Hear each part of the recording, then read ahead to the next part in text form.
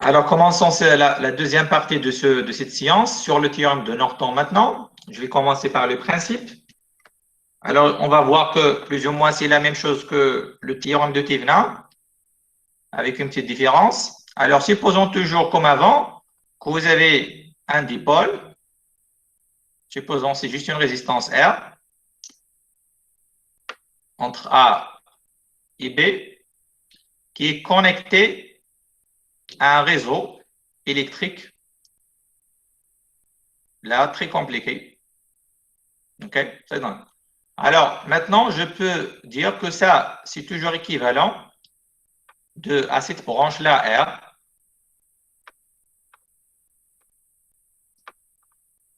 entre A et B. Supposons que là, il y a un courant dans ce sens I. Donc, mon courant, il est toujours là, le I.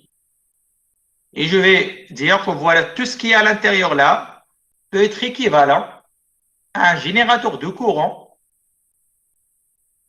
virtuel. Donc, c'est une source de courant idéale en parallèle avec une résistance. Et voilà, donc ça, c'est un générateur de courant. Et on appelle ça un générateur de Norton. Ça, c'est un générateur. C'est un générateur de Norton. Il est composé d'une source idéale IN et d'une résistance RN. OK?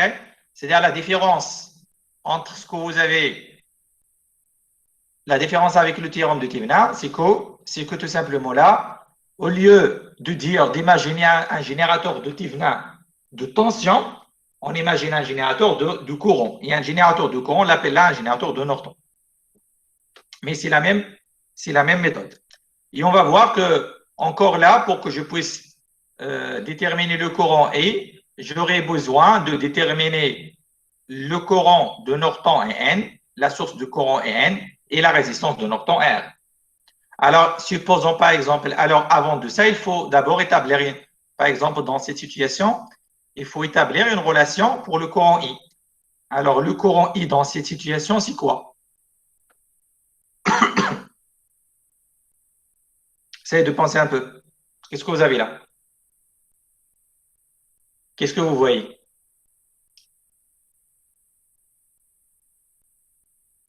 C'est un diviseur de tension. De tension de courant. C'est un diviseur de courant.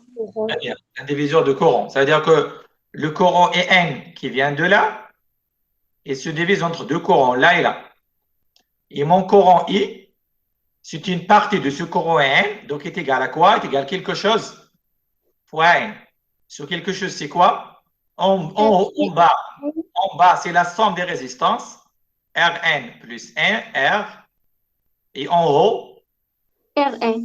très bien. Au moins, il y a quelqu'un qui suit. Rn, c'est pas R, hein, faites attention, Rn. Donc ça, c'est un diviseur de courant, et donc vous pouvez établir une relation, une expression de en fonction de quoi? En fonction de Rn et de N. OK? Et une fois que vous faites ça, il faut y aller chercher Rn et chercher N pour trouver I. Donc voilà, en effet, la base de ce théorème de Norton. Et donc, je vais prendre, bien sûr, un exemple pour qu'on puisse faire les étapes de calcul. Et pour l'exemple, je vais prendre, par exemple, là, un circuit qui contient une résistance. Là, je vais l'appeler peut-être R1. Là, une source E1. Et puis, là, je vais prendre juste une résistance, je vais appeler ça R2. Et tout ça, il alimente ma charge R. Voilà le R. Et ça, c'est la branche AB. Et je cherche ce courant-là qui passe là, le courant I. OK? Donc, la première des choses, je vais dire, voilà, ça est équivalent à quoi? Tout ce circuit-là, il est équivalent à ma branche qui contient la résistance R parcourue par le courant I. Et le reste, c'est un générateur de Norton. Donc, là, il y a une source de courant, IN, dans ce sens, avec sa résistance interne, Rn. OK? Ça, c'est mon générateur de courant. Et ce générateur de courant, je vais le brancher avec ma charge. Voilà. OK? Alors, bien sûr, là, vous pouvez voir la même chose que j'ai un peu joué sur le schéma, mais l'EN va y arriver là. Il va être subdivision de courant. Un courant qui va passer dans le générateur, c'est à cause de sa résistance interne. Donc, ça vient du fait que votre générateur n'est pas idéal. OK? Et un courant, il va y aller passer dans votre charge. Bien sûr, ça, c'est un défaut des générateurs généralement. Parce que là, c'est un courant finalement qui ne va pas y aller vers la charge, mais il va tout simplement rester à l'intérieur de votre générateur de Norton. Ça, c'est le générateur de Norton. Ce que vous avez là, c'est le générateur de Norton. Et donc, je peux écrire la relation qu'on vient d'écrire avant.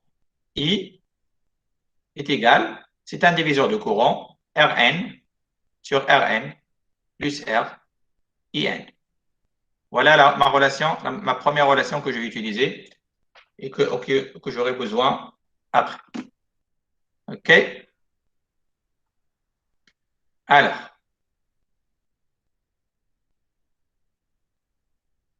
maintenant, on va essayer de faire quoi? On va essayer d'y aller chercher Rn. Alors, on va essayer de chercher Rn. Alors, la même méthode d'avant qu'on a utilisée avec le théorème de Tina, je vais débrancher la branche AB et je vais éteindre le générateur que vous avez là. Donc, qu'est-ce que je vais avoir à ce moment-là? Mon générateur, donc une fois vous débranchez le AB, vous essayez de court-circuiter le générateur de tension. Qu'est-ce qu'il me reste? Il me reste une résistance R1 en parallèle avec une autre résistance R2. Pourquoi je dis en parallèle? Parce que moi, je travaille entre A et B. Donc, je vois rapidement que Rn il doit être égal à RAB. Et dans ces situations, c'est R1 en parallèle avec R2. Donc, c'est le produit sur la somme. Donc, c'est R1 fois R2 sur R1 plus R2. OK? Parce que là, il n'y a pas de problème. Alors, jusqu'à là, il n'y a pas de différence. Grand-chose avec de cette relation-là. Il n'y a pas grand-chose avec le théorème de Thévenin. Alors, la deuxième étape consiste à chercher IN. Alors, le IN, c'est quoi? Si vous vous rappelez bien que lorsqu'on a travaillé avec le théorème de Thévenin, on a dit que la tension de Thévenin, c'est la tension entre A et B lorsque la branche AB elle est ouverte. C'est-à-dire c'est la tension en circuit ouvert. Alors, là, on va prendre le contraire. Le courant EN, ça va être le courant qui passe entre A et B lorsque la branche AB est court-circuitée. C'est-à-dire lorsqu'on la remplace, non plus par un circuit ouvert, comme on a fait avec le générateur de Thévenin, mais avec un court-circuit, c'est-à-dire avec un fil conducteur. OK? Donc, si vous vous rappelez bien, dans le théorème de Thévenin, on a laissé cette branche ouverte. Alors que pour le courant de Norton, non, on ne va pas la laisser ouverte. C'est-à-dire, je vais prendre ce circuit-là. Voilà qu'est-ce qu'il y a dans ce circuit.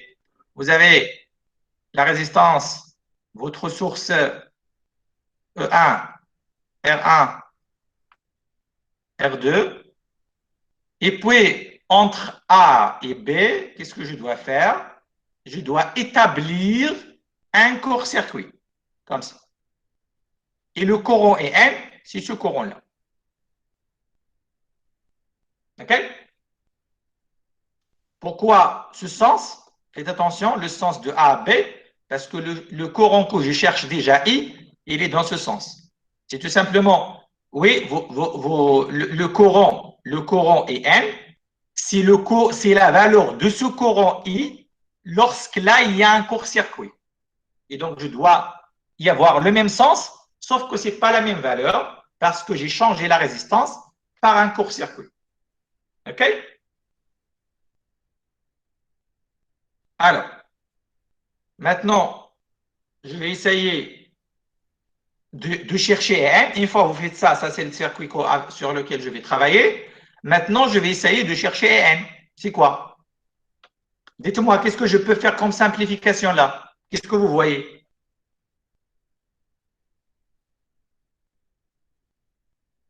Deux résistances ensemble. انت ديما عندك ان بروبليم ديال هادشي ديال باراليل سيري. انا تنشوف حاجه اخرى قال لي دابا من ريزيستانس en série en parallèle. Moi, je ne cherche pas la résistance, je cherche le courant. Alors, la première des choses que je peux remarquer, c'est que cette résistance R2, il est en parallèle avec quoi? Avec quoi? Il est en parallèle avec? Avec un fil conducteur. Ça veut dire que celle-là, il est court-circuité. Donc, je peux l'éliminer. C'est-à-dire, mon circuit maintenant, celui-là, devient tout simplement cette résistance avec cette source de courant avec le court-circuit-là et N. Rien que plus. Voilà ce que vous avez. Ça veut dire, cette résistance, il ne sera pas parcouru par un courant. Parce que le courant qui va y arriver de là, supposons que je vais l'appeler, je ne sais pas, le courant qui va y arriver de là, il va totalement y aller là. Rien ne passe par là. Le courant là, il doit être nul. Pourquoi? Parce que le courant, il cherche toujours le trajet le plus simple, là où il n'y a pas de résistance. Et quand vous placez un conducteur de résistance nulle avec quelque chose de valeur non nulle, le courant totalement, il va y aller par là. Et donc, cette résistance n'a aucun effet sur votre circuit. Donc, je dois tout simplement l'éliminer. Et ça, on l'a discuté plusieurs fois. En parallèle avec un fil conducteur est équivalent à un fil conducteur. C'est-à-dire, qu'est-ce que vous avez là?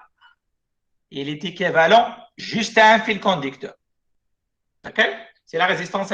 C'est quand vous faites, en effet, qu'est-ce que vous faites là? Vous faites R équivalente, c'est R2 en parallèle avec 0.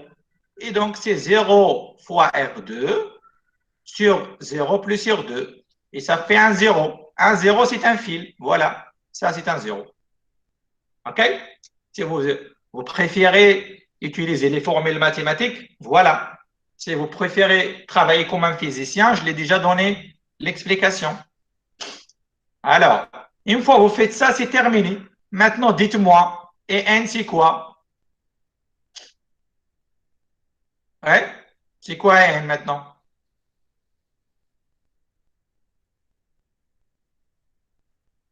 E1 sur plus R2. Oui, c'est simple. Donc, ça va être généralement donc EN.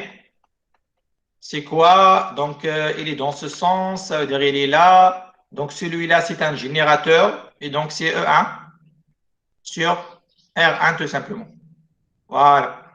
Très simple. Il n'y a rien à dire. OK? Alors, une fois que vous faites ça, on va revenir maintenant vers notre formule de départ. Celle-là. Qu'est-ce qu'on a dit? Le courant que je cherche, I, est égal à Rn sur Rn plus R fois N. Et je remplace donc les valeurs. Qu'est-ce qu'on a trouvé pour Rn? On a trouvé ça, donc R1. Donc je vais avoir là, si vous voulez, R1, R2, Sur la somme R1 plus R1 plus R2, sur R1, R2, sur la somme R1 plus R2, plus R, fois E1 sur R1. Vous pouvez faire des simplifications, mais ce n'est pas très important parce que ça, c'est juste un exemple. Et après, si vous voulez prendre un cas particulier, lorsque R1 est égal à R2, est égal à R, si vous voulez, et E1, c'est tout simplement E. À ce moment-là, je vais voir I est égal à quoi? Donc, ce que vous avez là en haut, ça va être R sur 2. Ce que vous avez là, ça va être R sur 2 plus R fois E sur R. Donc, qu'est-ce que je peux faire là? Donc, c'est déjà R sur 2 sur 3R sur 2 fois E sur R.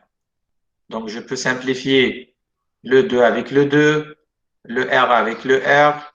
Et qu'est-ce qu'il me reste? E sur 3R. Voilà. Donc, mon courant là, ça va être E sur 3R. C'est-à-dire, le courant qui passe là, le courant qui est là, ça, c'est E sur 3R. Et vous pouvez le vérifier ça avec une autre méthode si vous voulez le vérifier, tout simplement en appliquant d'autres méthodes que vous connaissez. OK?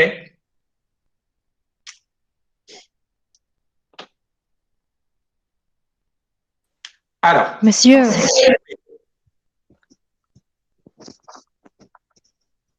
dites-moi. d'abord, quelle est la principale différence entre théorème de Norton ou d'Ilter? Très bien. Il est simple, vous le voyez. Déjà, les deux théorèmes, ils font quoi? Ils font quoi, ces deux théorèmes? Ils essayent de remplacer, dans les deux théorèmes, on essaye de remplacer une partie du circuit par un générateur virtuel. OK? C'est-à-dire, je dis, voilà, là, il y a plein de résistances, plein de générateurs. Tout ça, pour moi, je vais l'imaginer comme étant un générateur. OK? Le Thévenin et Norton, ils font la même chose. Sauf que Thévenin, il va dire, voilà, moi, je vais l'imaginer comme étant un générateur de tension. Et Norton, il vous dit, non, moi, je vais l'imaginer comme étant un générateur de courant. Voilà l'idée principale, la différence principale. Un générateur de tension de Thévenin, il est composé d'une force électromotrice qu'on appelle E-Thévenin, ETH, et une résistance serrée qu'on appelle RTH.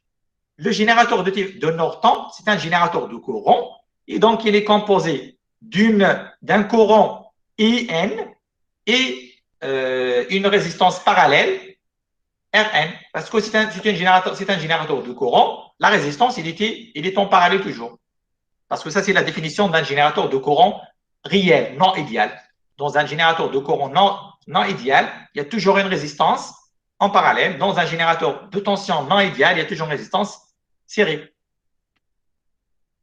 C'est bon, mademoiselle? Oui, merci. Il y a une petite différence dans l'application encore, c'est que pour la détermination de la résistance, c'est la même chose. Que vous faites le calcul pour Rn ou pour Rtvenin, c'est la même chose. Parce que celle-là, c'est la même chose que Rtvenin. C'est la même chose. C'est-à-dire, vous trouvez finalement la même chose. Hein. Mais pour le courant, faites attention. Lorsque vous essayez de chercher la tension de Thévenin, vous essayez de laisser ça en circuit ouvert. Quand vous cherchez le courant de Norton, vous réalisez là un court-circuit. Faites attention. C'est-à-dire, si vous essayez d'appliquer le théorème de Thévenin, on va vous demander de chercher E Thévenin. Et à ce moment-là, il faut laisser là un circuit ouvert. Mais quand vous cherchez EN, il faut réaliser là un court-circuit. Ça, c'est dans la méthode de Norton. OK? Oui. Très bien. Alors, une fois, si vous avez bien compris les étapes, on va faire un vrai exercice maintenant. OK? On va essayer de faire un vrai exercice. Et je vais toujours revenir sur l'exercice 4 parce qu'il reste encore dans cet exercice une question, c'est la question 2. Alors, la question 2 dans cet exercice, elle vous demande d'utiliser le théorème de Norton pour calculer le courant étroit. Le courant étroit, c'est le courant que vous avez là, à ce niveau-là. Okay? Dans cette branche-là. OK? Donc, encore, je vais prendre ce circuit. OK? Ou bien, si vous voulez comprendre celui-là, c'est la même chose. Hein? Parce que ce circuit, c'est le même circuit. Peut-être que vous ne le voyez pas. Moi, je le vois très bien pour le moment. Celui-là et celui-là, c'est la même chose. Hein? Certains ne vont pas le voir, mais il se fait de faire là, de remplacer ce que vous avez là par un générateur de tension et vous tombez sur le même circuit que là. Alors, ce circuit, c'est la même chose. Hein. Qu'est-ce que vous préférez qu'on travaille sur la figure 5 ou la figure 4? 5. Alors, 5, c'est la figure associée à l'exercice 6. C'est ça. En effet, c'est cet exercice-là. OK? Donc, on va essayer de prendre 5. OK? Parce que dans l'exercice 5, on vous demande d'utiliser le théorème de Norton petit à petit. C'est-à-dire, on vous dit, voilà, essaye de calculer Rn, essaye de chercher En, et puis d'en déduire E3 dans la branche AB. Donc, on va essayer de faire celui-là, l'exercice 6, qui est associé à ce circuit-là. Et d'ailleurs, croyez-moi, ce circuit et celui-là, c'est le même circuit. Juste, qu'est-ce qu'on a fait? Là, on a remplacé ce générateur de tension par un générateur là de courant, et on a remplacé ce générateur de courant par un générateur de tension. Tout ce qu'on a fait, c'est ça. Mais c'est le même circuit, croyez-moi. Donc, je vais prendre ce circuit.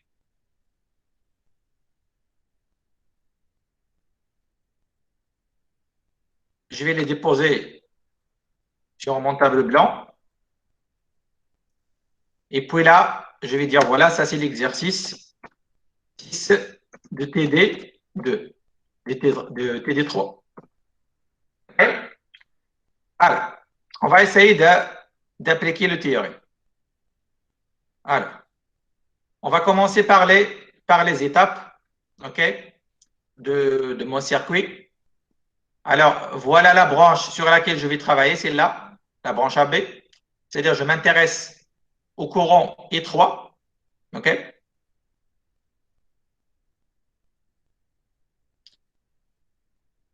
Et après, qu'est-ce qu'on va faire? Donc, la première question, qu'est-ce qu'on vous dit?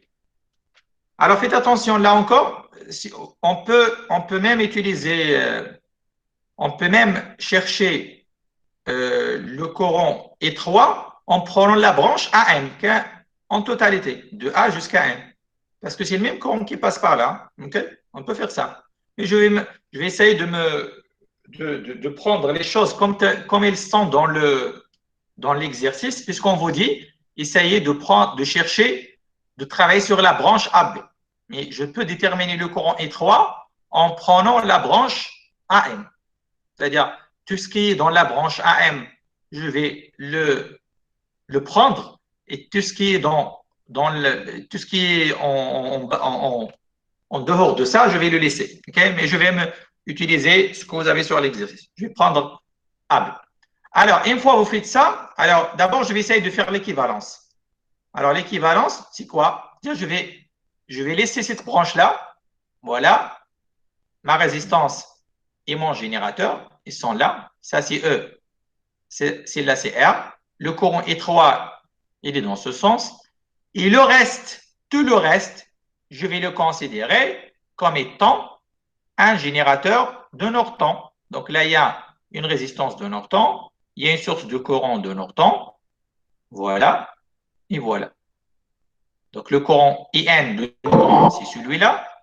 Le courant, la résistance de Norton, Rn, elle est là. Donc là, il y a une équivalence. Tout ce qui est là, tout ce qui est là, tout ce qui reste là, dans votre circuit, tout ça, je vais le remplacer par ce générateur de courant de Norton.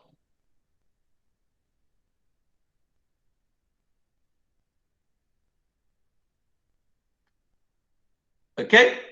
Donc ça, c'est l'équivalence. OK? Alors, là, il y a quelque chose que je pas, avec laquelle je ne vais pas commencer parce que peut-être que ça va compliquer la vie pour vous. C'est que, normalement, qu'est-ce qu'on doit établir là? On doit chercher, ça c'est étroit, non? Étroit. Non, étroit. Alors, il faut établir une relation entre étroit en fonction de EN et de Rn, normalement. Ce qu'on va chercher. Croyez-moi, c'est pas simple là. C'est pas simple.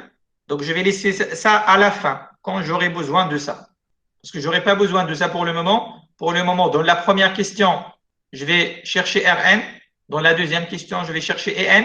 Et dans la troisième question, qu'on vous demande de chercher E3 si vous suivez exactement l'énoncé de l'exercice. Dans l'énoncé de l'exercice, on vous dit, voilà, essayez de chercher d'abord Rn, essayez de chercher En, et à la fin, on va essayer de trouver le courant étroit qui circule dans la branche AB. OK? Alors, mais croyez-moi, cette relation n'est pas simple parce que là, vous avez un circuit avec deux générateurs. OK? Il y a deux générateurs. Donc, après, pour moi, le plus simple, dans le cas où vous avez plusieurs générateurs comme ça, c'est d'y aller faire la superposition. Mais on va revenir sur ça à la fin de l'exercice. Alors, la première étape, la première question, c'est le calcul de Rn. OK? Alors, qu'est-ce qu'on va faire? Qu'est-ce qu'on a dit? Voilà votre circuit. Comment est-ce que je peux déterminer Rn? Deux choses à faire. Vous débranchez tout ce qui est entre A et B et vous court-circuitez les générateurs de tension et vous ouvrez les générateurs de courant. Donc, ce générateur, je vais le court-circuiter. Celui-là, je vais l'ouvrir. Celui-là, je vais le court-circuiter. Et cette branche AB, je vais la éliminer. Donc, qu'est-ce qu'il me reste à ce moment-là? Il va me rester là, voilà cette résistance de R. Et puis, là, une résistance encore de R. Et puis là, il y a le point A. Il y a le point M là. Et tout ce qui est entre A et M, je vais l'ouvrir parce qu'il y a un générateur de courant. Et puis, il me reste de ce côté-là encore une résistance. Et voilà le point B. Voilà ce que vous avez maintenant. Et ça, c'est une résistance de valeur R. Vous avez bien compris comment est-ce que je peux passer de là à là? C'est clair? Oui. Donc, les générateurs de tension, les deux générateurs de tension, on les court-circuite. Le générateur de courant, je vais l'ouvrir. Et la branche AB, je vais la supprimer totalement parce que j'ai la réservée dans mon équivalence. OK? Alors, après, qu'est-ce que je vais faire? Tout simplement, on va essayer de chercher maintenant la résistance entre A et B. Alors, est-ce que vous pouvez le voir comme ça ou bien je vais essayer de redessiner le circuit? Est-ce que vous voyez?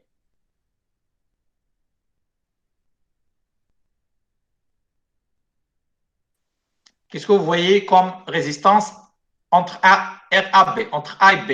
Parce que RAB, ça va être ma résistance de Norton. Alors, dites-moi, qu'est-ce que vous trouvez comme valeur? Rapidement.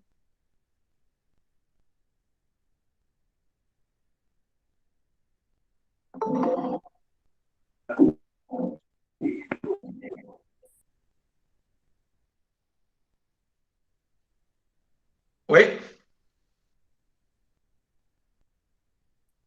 2R et 2R en série.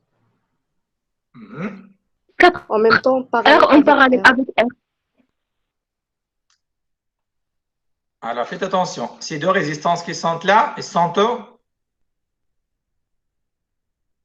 En série. ils sont en parallèle. Ils sont en parallèle. Et tout ce que vous avez là, il est en série avec R. OK? Alors, comment est-ce que je peux voir ça? Je vais essayer de le redessiner. Moi, je ne vais pas essayer de calculer comme ça. Je vais essayer de redessiner ça pour que vous puissiez le voir. Alors, voilà mon point A. Je vais prendre le point A là, le point B là. Alors, qu'est-ce que vous avez? Là, vous avez deux R comme ça et deux R. Voilà, deux R, et vous avez une résistance comme ça. Et ça, c'est le point M que vous avez là. Voilà ce que vous avez. Ça et ça, c'est la même chose. OK? Maintenant, vous pouvez le voir rapidement. Vous pouvez voir que ces deux résistances ils sont en parallèle. Donc, ils sont équivalents à ça, équivalents à R, en série avec R. Ça, c'est R. Et ça, c'est R. Voilà A, voilà B. Et maintenant, RAB, tout simplement, c'est 2R. C'est R plus R. Et ça, c'est R1. OK? Vous arrivez à le voir maintenant? Oui, monsieur. Très bien. Essayez toujours de redessiner le schéma pour le voir. OK? Alors, juste pour vous donner un petit astuce sur ça, pourquoi parfois c'est difficile de voir le circuit, je vais essayer de vous donner un exemple. Supposons que vous avez un circuit de ce type. vous avez 3 résistances. Maintenant, les résistances, ils sont Serré. en série. Maintenant, je vais prendre un fil conducteur, je vais le brancher comme ça. Il y a un autre fil conducteur, je vais le brancher comme ça. Et c'est toujours A là et toujours B là. Maintenant, dites-moi, ces résistances, ils sont en série, en parallèle ou c'est autre chose?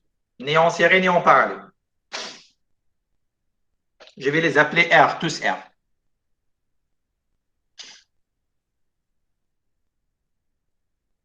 Qu'est-ce que vous voyez? Des résistances en parallèle, des résistances en série, ou bien peut-être un mélange des deux. Mélange. D'abord, croyez-moi, ce n'est pas en série. Parce que si vous prenez par exemple, vous imaginez là un courant, il va être divisé là, et donc cette résistance, et il ne va pas être parcouru par le même courant que les autres. OK? Encore, pour que je puisse y aller, pour que je puisse. Moi, je dirais qu'ils sont en parallèle. Pourquoi ils sont en parallèle? Je vais vous montrer pourquoi. Je vais le montrer d'abord par 2 méthodes. D'abord, si vous essayez d'y aller de A à B, je peux y aller par là.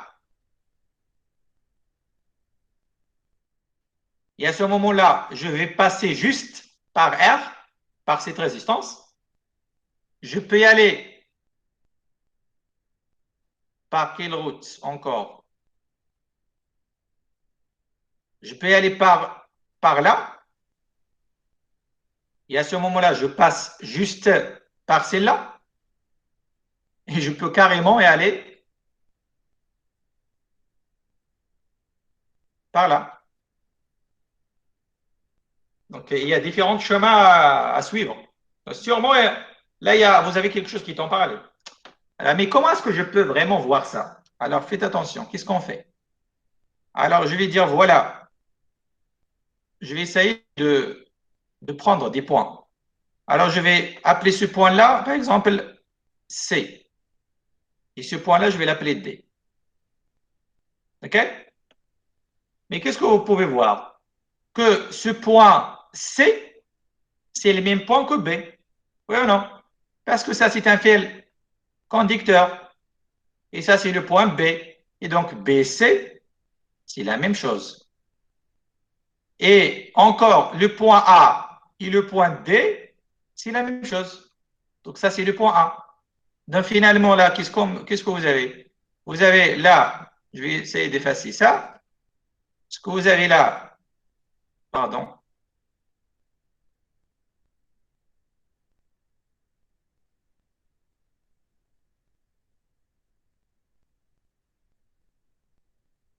Ce que vous avez, c'est le point que vous avez là, ça, ce point, c'est le point A.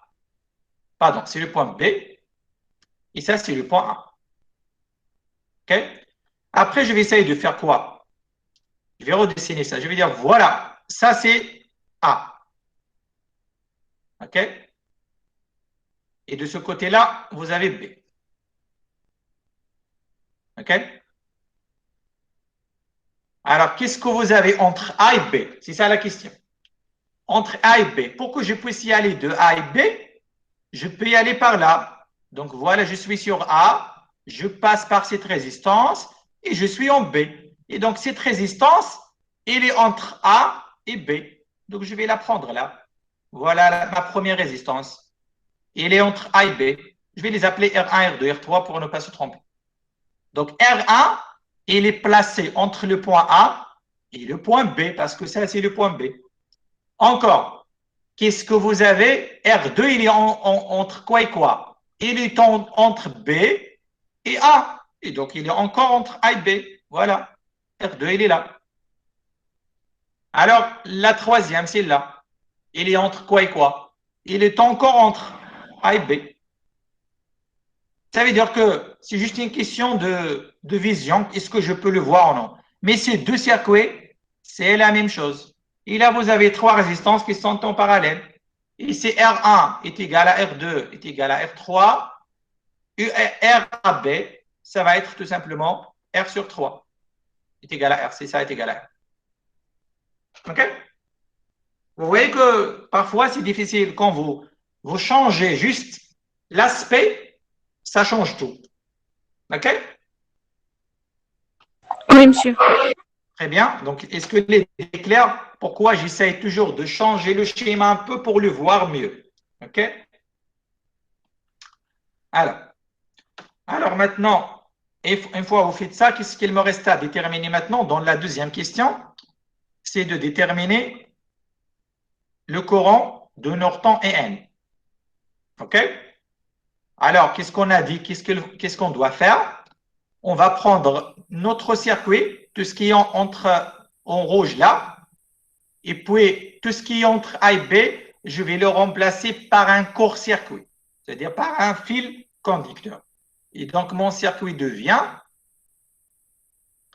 là, il y a une résistance avec un générateur, je pense que ça c'était 2R, et là c'était 4E, et puis il y a une résistance 2R là, il y a un générateur de courant, ça c'est 2R, là c'est un générateur de courant I0 dont la valeur. Quelqu'un il a laissé son micro ouvert? Alors essayez de le fermer s'il vous plaît, parce que il y a de l'écho. Je ne sais pas c'est qui, mais maintenant c'est bon. Alors voilà, et puis ça c'est le point déjà, le point A. Et puis ça c'est le point M. Peut-être je l'aurai besoin. Et puis là, de ce côté-là, vous avez quoi, je pense? Vous avez déjà un générateur, oui, E sur 2. Vous avez le générateur E sur 2. Et puis vous avez une résistance R. Et ça, c'est le point B. Et qu'est-ce qu'on a dit? On doit réaliser entre A et B un court-circuit. OK? Et ça va être quoi? Par définition, ça c'est N. Parce que N, c'est le courant qui passe dans votre circuit lorsque vous court-circuitez le point A et B. Donc ça N. C'est-à-dire c'est ça que je cherche. OK? Alors pourquoi je prends le sens de A et B? Parce que déjà le courant que je cherche là, E3, il était de A et B. OK? Faites attention à ça. Alors, maintenant, vous avez ce schéma-là et on vous demande de chercher EN. Qu'est-ce qu'on peut faire? On peut faire plusieurs choses, mais qu'est-ce que vous préférez faire? Qu'est-ce qu'on peut faire pour qu'on puisse chercher ce courant maintenant? Monsieur, avec le courant, on voit avec la solution. Oui, On va remplacer avec un générateur de courant par un générateur de oui, on peut faire ça. Oui, c'est-à-dire, je peux remplacer, vous dites ça, la résistance de zère avec celui-là avec un générateur de tension. Oui. Mais ça ne va pas résoudre le problème. Vous faites ça, on va avoir encore un travail à faire. OK? On va toujours avoir un travail à faire. Mais on peut le faire, oui, mais on peut le faire. On élimine les résistances qui n'ont aucun effet sur le circuit. Oui, il n'y a pas de vous voyez qu'il y a des résistances qui n'ont aucun effet. Il n'y a pas de résistance qui concourt circuiter là. Tu ne peux rien faire. Alors, croyez-moi, alors là, la meilleure méthode, la méthode la plus rapide, ça va être le Millman. Vraiment Millman. C'est le Millman qui va nous aider là. Pourquoi? Alors, parce que je peux remarquer déjà que la tension UAM, cette tension, est égale à quoi? Donc, est égale à cette tension E sur 2, j'applique la loi de May, plus, alors là, la tension qui passe dans la résistance, elle est dans ce sens. Plus cette tension qui est égale à R et N. Je vais essayer de répondre à quelqu'un qui est en train de se connecter. Okay. Vous le voyez bien, ça? Aucun problème par la mademoiselle qui a posé la question sur ça avant? OK? Vous arrivez à le voir? Oui, monsieur. OK. Si vous êtes d'accord avec ça, ça veut dire que IN, je peux calculer IN à partir de ça. Donc, EN, ça va être UAM égale à UAM moins E sur 2 sur R. Voilà N. Ça veut dire que pour que je puisse déterminer N, je dois chercher la tension EAM. Et la tension EAM, je peux la retrouver par le théorème de Millman. Alors, le Millman, qu'est-ce qu'il me permet de faire là? Qu'est-ce qu'il va me permettre d'écrire? Je peux écrire. Sur 2 heures. Alors, la mademoiselle qui m'a demandé d'éliminer le générateur de courant. Alors, faites attention, puisque moi, je vais utiliser le Millman, je n'aurai pas besoin d'éliminer le générateur de courant parce que dans la relation de Millman, je peux introduire du courant rapidement, il n'y a pas de problème. Alors, qu'est-ce que je vais voir là? D'abord, je vais essayer de voir. Donc, voilà le point A sur lequel je travaille. Là, vous pouvez définir un potentiel VA. Là, c'est un potentiel VM.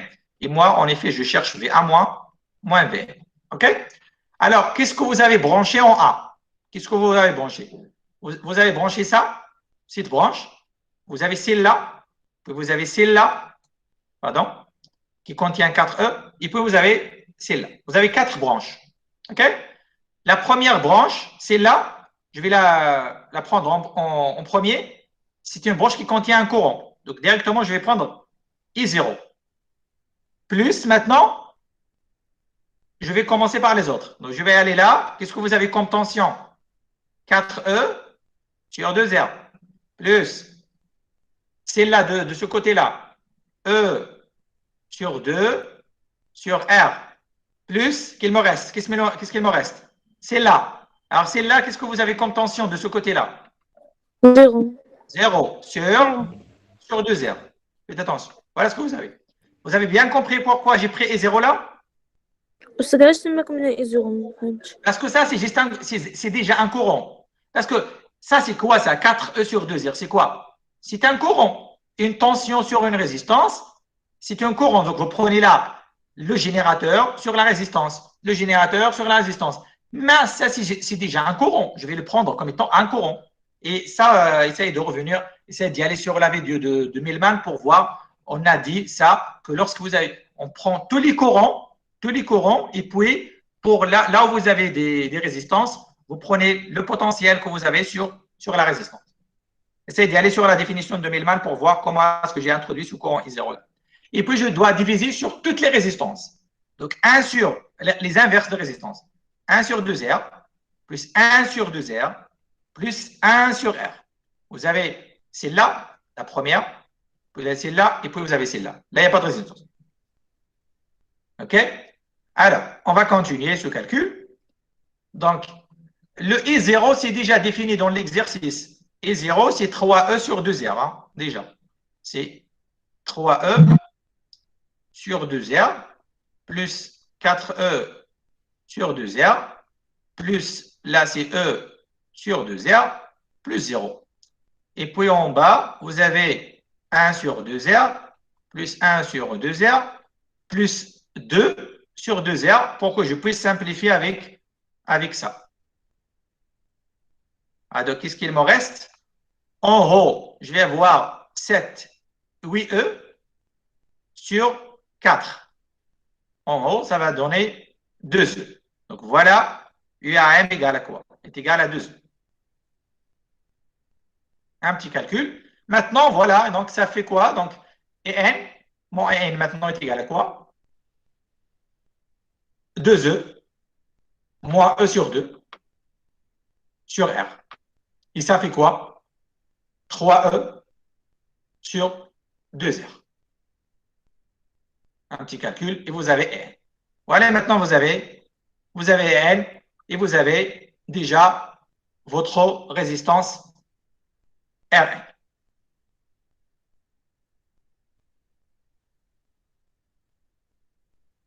Alors, maintenant on a répondu à la question 2. Qu'est-ce qu'il me reste à faire maintenant? C'est de chercher le courant I3 en appliquant tout ce qu'on a trouvé là. Mais pour que je puisse faire ça, je dois, comme je viens de dire, d'établir une relation entre I3 et N et Rn. À partir de ce circuit, équivalent. Je vais refaire ce schéma en bas parce que j'aurai besoin de ça. Alors, la troisième question, maintenant, c'est de chercher étroit. Et en effet, la question, ça veut dire qu'il faut exprimer étroit en fonction de EN et de Rn. Comme ça, vous pouvez le trouver. Alors, qu'est-ce que vous avez là-bas? Vous avez une résistance, une source de tension E, une résistance R, étroit, il est là. Et puis, vous avez votre générateur de Norton. Alors, votre générateur de Norton, c'est une résistance Rn avec une source idéale et 0, et N. Voilà ce que vous avez sur le circuit qui est en haut, celui-là. OK? Voilà. Alors, qu'est-ce que je peux faire là? Alors, moi, personnellement, je peux le faire directement, hein, OK? Mais je ne voudrais pas vous ajouter des formules à la tête. C'est pour cela que je vais essayer de faire une petite technique pour trouver le courant N. OK? Alors, pour que je puisse vraiment exprimer, est-ce que vous pouvez vous-même maintenant vous me dire, est-ce que vous pouvez me dire N directement en fonction de ce que vous avez là? Est-ce que vous pouvez trouver directement une relation?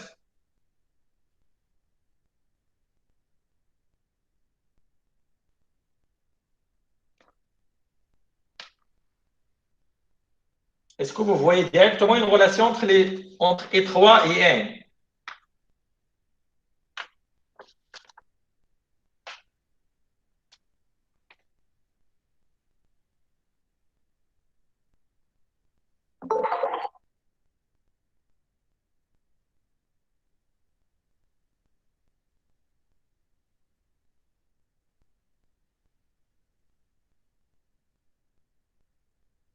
Oui?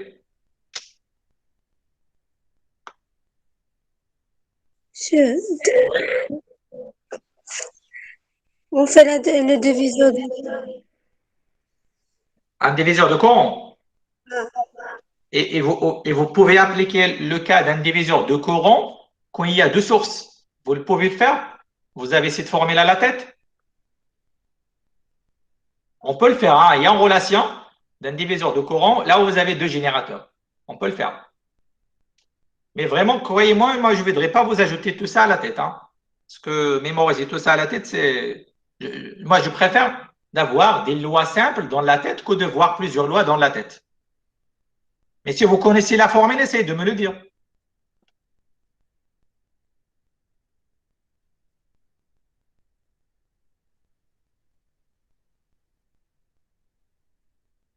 Monsieur Coordonnateur de la loi.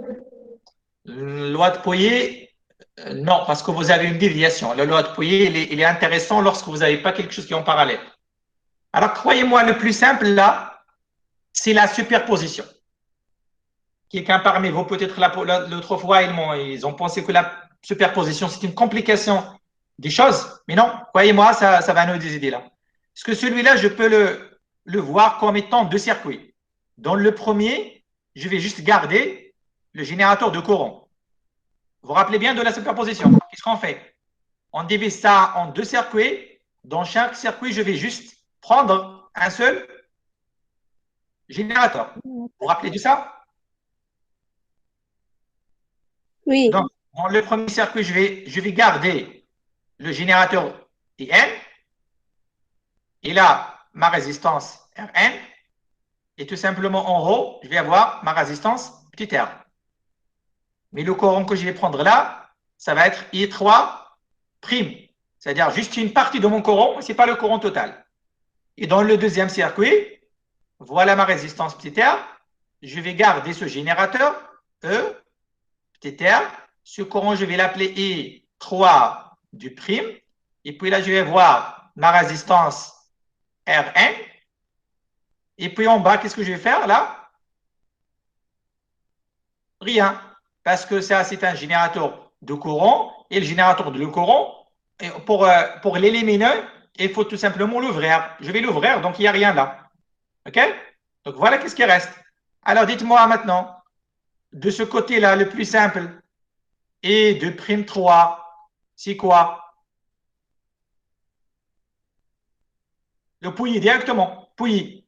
Qu'est-ce que vous avez là? Moins E sur R plus RN. Très bien. Moins E sur Rn plus R. Parce que là, celui-là, c'est dans le sens opposé de courant. Et puis la somme des résistances. Alors là, qu'est-ce que vous avez? I'3, c'est quoi? Qu'est-ce que vous voyez là? Qu'est-ce que vous voyez? N, une plus R fois Qu'est-ce que vous voyez avant de la formule? Qu'est-ce que vous voyez? C'est quoi ça?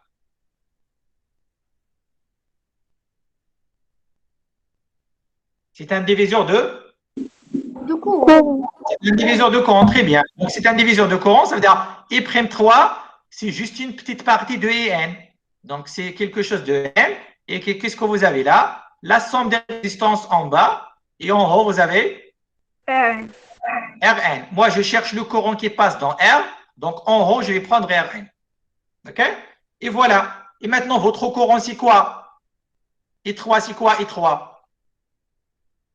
La superposition, qu'est-ce qu'il vous dit? La Et somme trois. La somme, très bien. La somme algébrique. La somme algébrique. Et la somme algébrique, là, je suis dans le même sens. I3, I'3, I2'3, ils sont tous dans le même sens. Donc, c'est une somme positive. Et donc, je vais prendre ça. Donc, Rn sur Rn plus R et N plus moins E sur Rn plus R. Et c'est terminé. Alors, égal à quoi? Rn sur Rn et N moins E sur Rn plus R. Voilà. Voilà et trop. OK? Alors, avant de faire ça, j'ai posé la question, est-ce que vous pouvez le faire directement? Parce que, croyez-moi, ça, c'est encore un diviseur de courant. Mais c'est un diviseur de courant dans le cas général où, dans une branche, il y a encore un générateur. OK? Alors ça, en effet, on peut le faire parce que vous le voyez déjà là. Vous voyez qu'en effet étroit, vous voyez, c'est comme vous avez quelque chose. C'est comme vous avez là un diviseur de courant. Voilà, ça c'est un diviseur de courant. Mais on a soustracté la force électromotrice que vous avez dans cette branche. OK? Vous le voyez. OK? Mais croyez-moi, c'est mieux de ne pas penser avec cette méthode-là parce que soyez sûr et certain que vous trompez sur ça. OK? Donc, c'est mieux de faire des trucs simples comme ça dans votre brouillon et de trouver la valeur de I3 finalement. OK? Est-ce qu'on a terminé? Pas encore parce qu'il fallait remplacer Rn et N. Alors, Rn et N, qu'est-ce qu'on a trouvé pour Rn? Je pense 2R et N, 3E sur 3R. Je ne me trompe pas. OK? Je vais vérifier pour ne pas refaire ça plusieurs fois. Alors, N, oui, c'est ça. Et ça, c'est 2R. OK, c'est bon. Alors, maintenant, je remplace dans la formule I3. C'est quoi maintenant? Donc, Rn, c'est 2R et N. Et donc, N, je vais le remplacer. C'est 3E sur 2R. Ça, c'est 2. Et puis, moins E sur 2R plus R. Et donc, ça fait combien ça, tout ça? Donc, ça fait, je vais éliminer ça. Donc, ça fait 2E sur 3R. Et voilà. Voilà mon courant étroit. OK? Et pour que je puisse vérifier, alors, si vous vous rappelez bien, qu'est-ce qu'on a dit déjà avant? On a dit que ce circuit, celui-là et celui-là, c'est la même chose. Alors, je ne sais pas ce que vous le voyez ou vous ne le voyez pas, mais c'est la même chose. Alors, moi, je vais essayer de vous montrer pourquoi c'est la même chose. Pour juste vous dites, voilà, que ce courant-là que j'ai trouvé, c'est exactement le résultat que je dois avoir.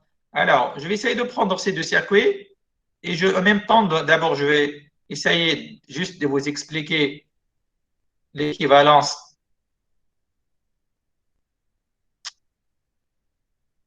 Alors,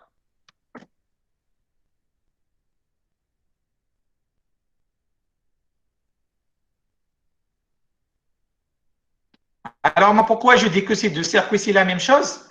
Parce que vous pouvez voir que ça est équivalent à ça.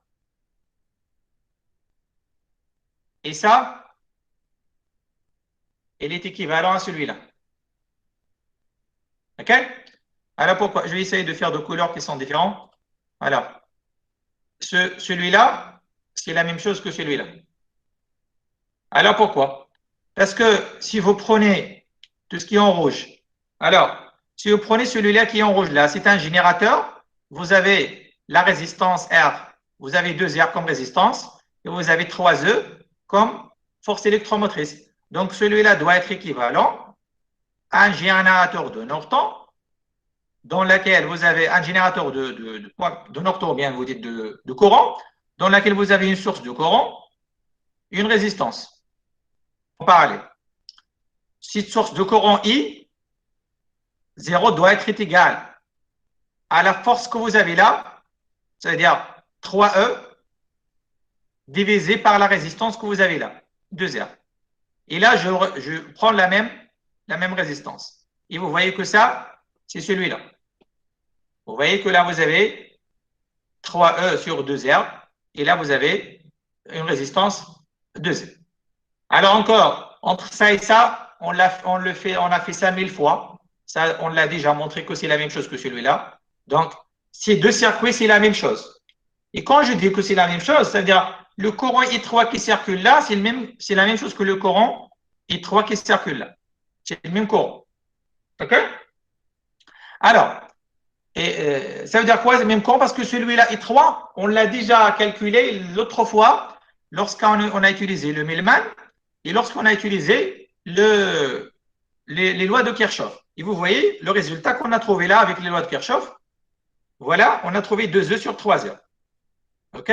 Et c'est le même résultat que je viens de trouver aujourd'hui. Et avec le théorème de Millman encore, le théorème de Millman. Alors, le théorème de Millman était où? Voilà, je pense là. Voilà, avec le théorème de Millman, lorsqu'on a appliqué le théorème de Millman, on a trouvé la même valeur encore, que je viens de trouver aujourd'hui. OK? La valeur qu'on a trouvée aujourd'hui, c'était quoi? Voilà, c'est 2E sur 3. Donc, on a trouvé la même chose. OK? Alors, pourquoi je vous fais ça? C'est pour vous dire cette équivalence. Donc, il y a toujours, d'une manière générale, il y a toujours une équivalence entre le générateur de Thevenin et le générateur de Norton. Ou bien entre un générateur de courant et un générateur de tension, en général, il y a toujours une équivalence. C'est pour cela, d'ailleurs, quand vous appliquez le théorème de Norton ou vous appliquez le théorème de Thevenin, c'est la même chose. Finalement, vous tombez sur le même résultat parce qu'il y a une équivalence entre ces deux méthodes-là et déjà entre ces deux générateurs. C'est-à-dire, quand vous avez un générateur de Thevenin, par exemple, avec ETH, RTH, alors ça, c'est toujours équivalent à un générateur de Norton avec là, c'est N et là, c'est Rn.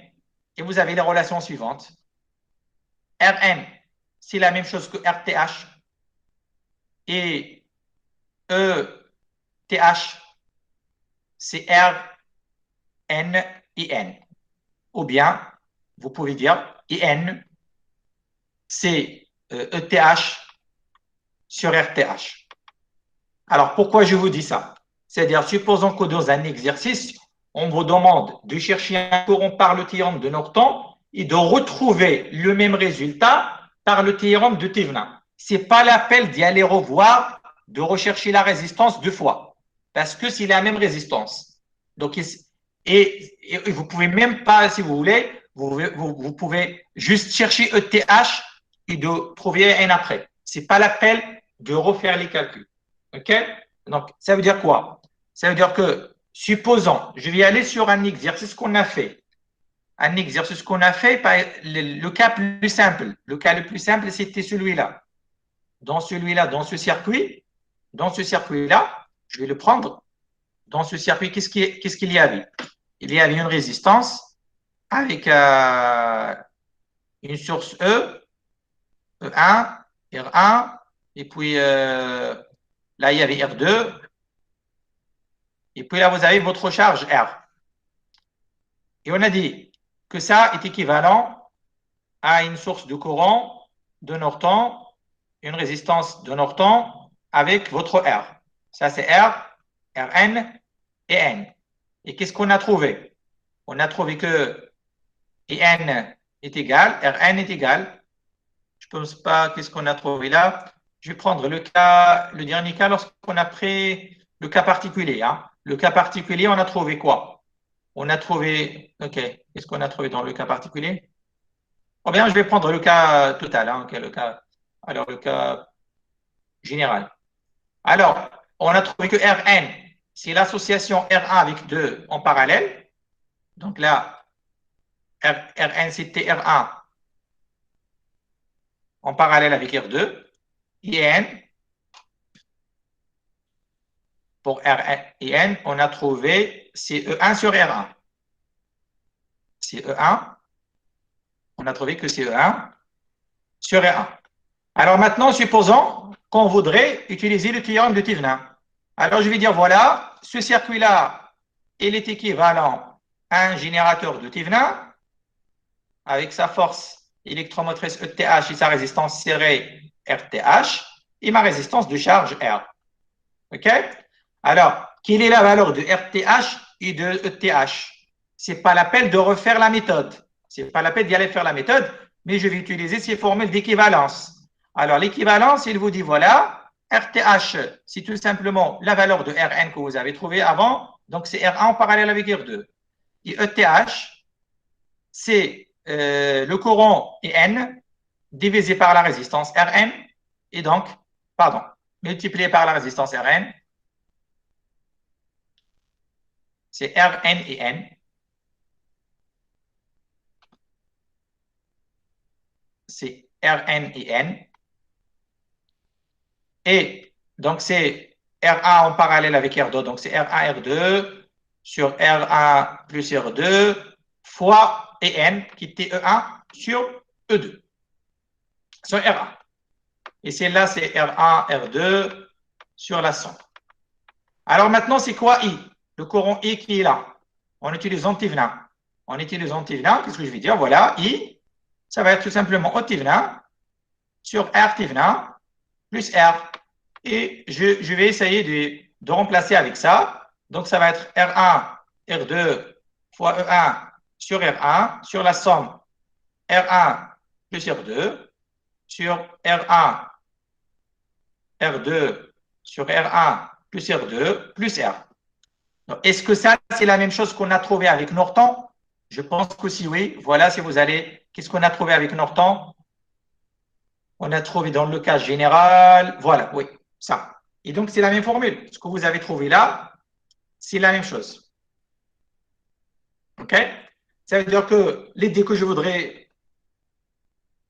transmettre, c'est que si vous avez déjà appliqué le théorème de Norton, et vous voulez aller appliquer le théorème de Thevenin, ce n'est pas la peine de refaire le calcul. Ce n'est pas la peine d'y aller chercher c'est quoi R Thevenin, c'est quoi E Thevenin, mais c'est mieux tout simplement d'utiliser l'équivalence et de dire voilà, R Thevenin, c'est Rn, E Thevenin, c'est Rn et N, et vous faites le calcul et vous retrouvez le résultat de la même méthode. OK? Est-ce que c'est clair? Oui. OK, je pense qu'on a presque terminé. Bien sûr, je vous laisse, vous pouvez, là il y a 2 exercices, l'exercice 7, il n'y reste pas encore de temps pour le faire, mais croyez-moi, ça c'est un exercice par rapport à ce qu'on a fait, il est simple. Donc essayez d'appliquer, pour celui-là, essayez de faire le Thevenin, c'est très simple de faire le Thevenin là, et là essayez de faire le Norton, c'est vraiment simple pour faire le Norton. Donc vraiment, ce n'est pas un exercice qui est difficile, vous pouvez s'entraîner à faire ces 2 théorèmes avec ces 2 exercices. Moi, j'ai essayé de prendre les exercices les plus difficiles. Donc, j'ai pris celui-là pour Thevenin, celui-là pour Norton, et celui-là, on l'a déjà fait avec la superposition. Encore, celui-là, je l'ai fait avec Millman et avec les théorèmes, les lois de Kirchhoff. Et donc, j'essaye de balayer un peu les exercices qui sont un peu difficiles à faire. Et vous pouvez continuer à faire le reste. Et en tout cas, vous avez la correction sur la plateforme du cours. Il a été déposé par M. Ben Abdab. S'il n'a été pas encore déposé, il va la déposer. Sinon, je vais la déposer moi-même sur pour les groupes 3, parce qu'on a fait l'arrêt du cours maintenant. OK? Alors, espérons que c'est bon. Je vais en tout cas arrêter l'enregistrement. Et si vous avez des questions à poser, je serai toujours là.